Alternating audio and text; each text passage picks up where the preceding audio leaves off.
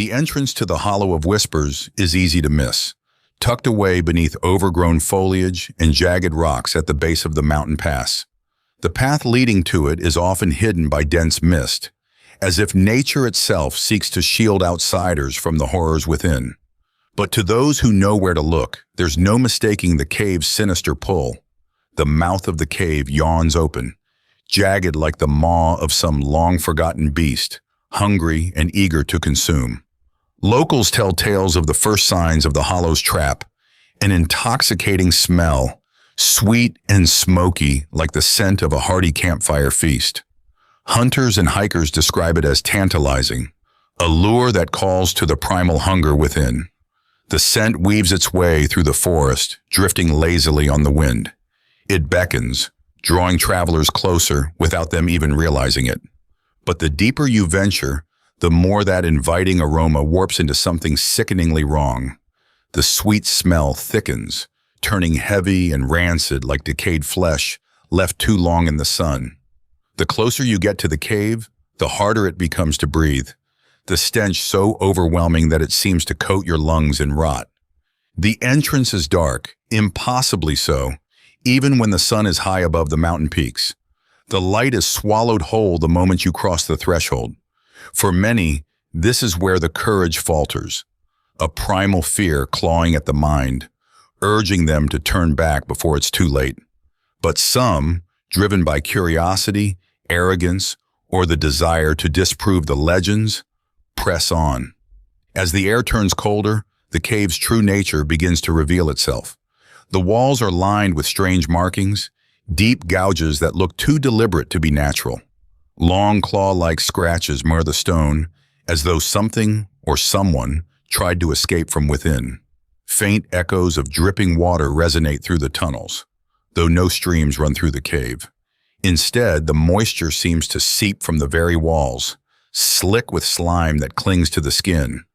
But it's the sounds that are most unsettling, the constant faint hum of something just out of sight, a low guttural moaning, as though the cave itself is alive and in pain.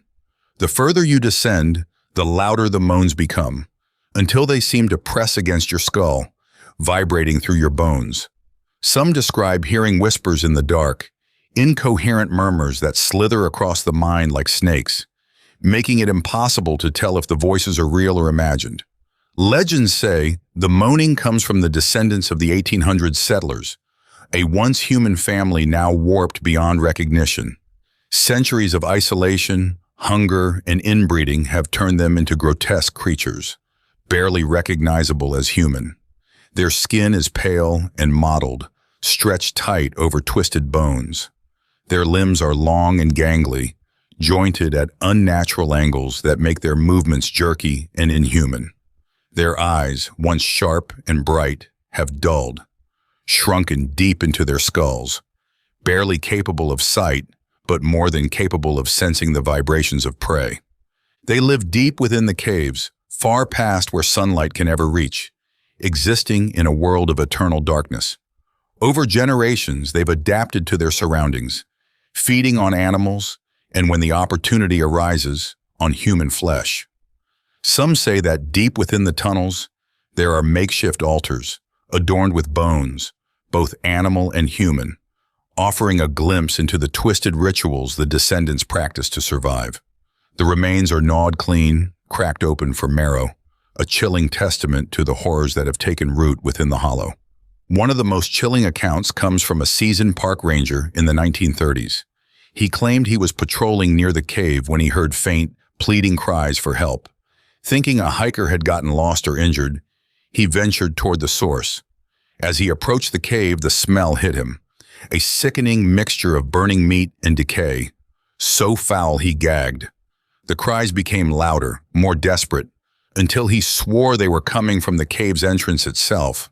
But when he arrived, the cries stopped abruptly, and all that remained was the echo of his own footsteps. He never saw what was inside the cave that day, but he claimed he felt something watching him, something that lingered just beyond the edge of the shadows. When he returned to the park's ranger station, he reported the incident, but his colleagues dismissed it as a trick of the wind or the stress of working long hours alone in the wilderness. But when that ranger disappeared weeks later, his bloody jacket found near the mouth of the cave, the legend grew stronger. Some say the creatures inside lure victims by mimicking the voices of those they've already taken, a grotesque trick passed down through the generations. Hikers, thrill seekers, and even park rangers who venture too close to the hollow are never seen again. No bodies, no evidence, just the growing list of the missing, stretching back decades. Maple Ridge National Park now warns visitors to stay far away from the hollow, but the rumors persist. Even today, some campers report smelling that strange, enticing scent on the wind, like meat roasting over an open fire. And when they do, they know better than to follow it. Because once you step inside the Hollow of Whispers, there's no coming back. Thank you for listening. We hope you've enjoyed the story. Don't forget to like, subscribe, and hit that bell button, and we'll notify you when the next story comes out.